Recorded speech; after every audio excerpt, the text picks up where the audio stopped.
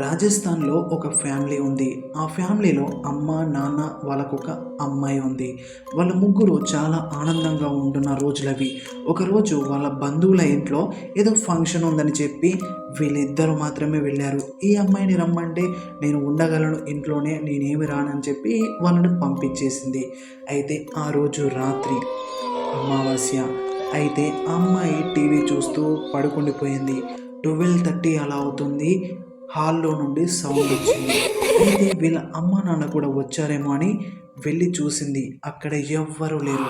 మళ్ళీ బెడ్రూమ్లోకి వస్తున్నప్పుడు వాళ్ళ అమ్మ నాన్న బెడ్రూమ్లో నుండి సౌండ్స్ రావడం స్టార్ట్ అయిపోయింది. అయితే బెడ్రూమ్లోకి వెళ్ళి చూసింది, కానీ అక్కడ ఎవ్వరూ లేరు. లైట్ ఆన్ చేసి కూడా లేదు. అయితే ఎవరు రాలేదేమో అనుకొని అలా వెళుతూ ఉన్నప్పుడు ఆ తర్వాత ఏం జరిగిందో మీరే ఆ వీడియోని చూడండి.